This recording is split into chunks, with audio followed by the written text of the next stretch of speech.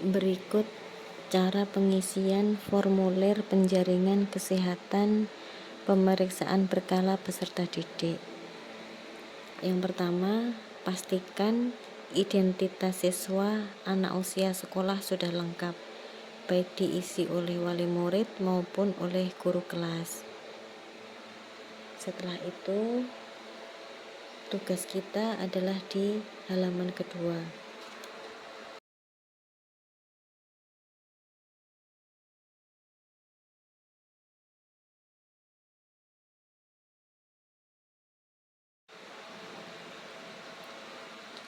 Setelah pemeriksaan kesehatan pendengaran, terdapat format pemeriksaan gigi dan mulut, kesehatan rongga mulut. Yang pertama, ada pemeriksaan celah bibir dan langit-langit. Celah bibir bisa dilihat dengan cara visual atau dilihat bibirnya ada yang sumbing apa enggak. Kalau iya berarti contreng di tempat Y, ya. Kalau tidak berarti tidak. Ketika terdapat bibir sumbing, ajak ngomong pasien atau siswa tersebut. Ketika ngomongnya tidak jelas, berarti bisa jadi celahnya sudah sampai ke palatal atau ke langit-langit, sehingga lingkari bagian langit-langit. Kalau ngomongnya masih jelas, berarti dia cukup di celah bibir. Yang kedua, luka pada sudut mulut atau cheilitis. Ini biasanya semacam luka di antara sudut bibirnya. Buat ngomong atau buka mulut agak susah. Ketika terdapat pasien yang seperti itu, centang dia. Kalau tidak berarti tidak. Terus ketika ada siswa yang terkena cheilitis atau luka pada sudut mulut, tolong langsung diedukasi untuk banyak makan yang mengandung vitamin dan mineral, yaitu pada buah-buahan dan sayuran. Karena luka sudut mulut atau cheilitis ini menggambarkan anak tersebut kurang asupan vitamin dan mineralnya. Yang kedua, tentang sariawan. Tidak bisa kita periksa inspeksi secara menyeluruh, cukup ditanyakan saja kepada siswanya, ada yang terasa perih atau tidak enak di lidah atau di rongga mulut yang lain.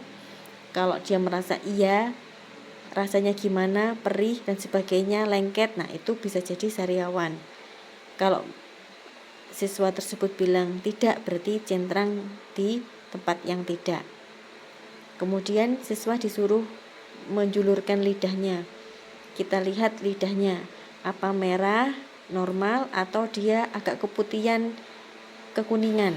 Nah, kalau lidah kotor itu cenderung ke putih kekuningan.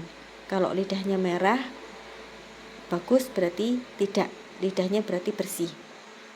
Luka yang lain juga cukup dengan bertanya, apa terasa panas di lidah, perih dan sebagainya. Itu luka yang lain ini macam-macam, bisa jadi penyakit glositis atau penyakit pada lidah. Sekarang tentang kesehatan gigi dan gusi. Kita lihat gigi berlubang atau karies pada anak.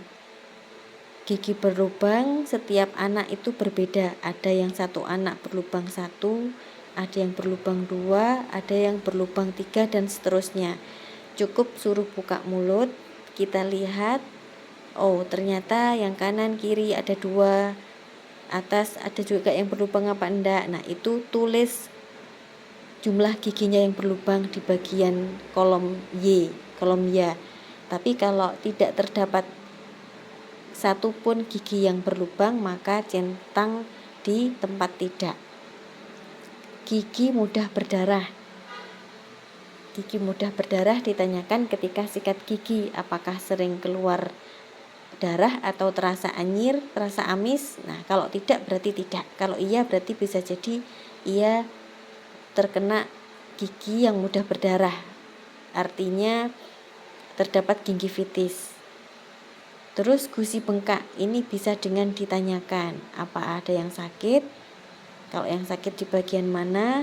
Terus kalau bengkak sudah minum obat apa? Kalau belum, tolong dianjurkan untuk segera berobat di puskesmas atau di dokter gigi terdekat.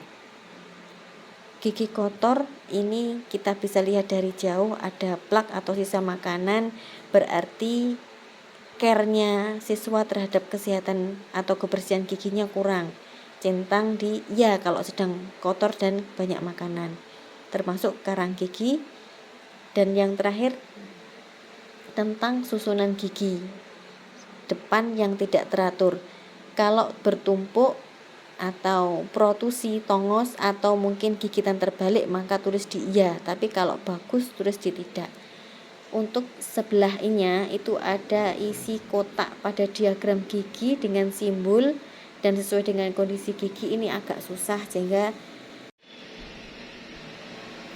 di bagian ini dikosongi saja supaya tidak membingungkan atau menyusahkan teman-teman. Titip ya, kalau misalnya terdapat gigi karies pada siswa, untuk edukasi gosok gigi minimal 2 kali sehari, malam sebelum tidur, sesudah sikat gigi tidak boleh makan lagi, dan pagi sesudah sarapan.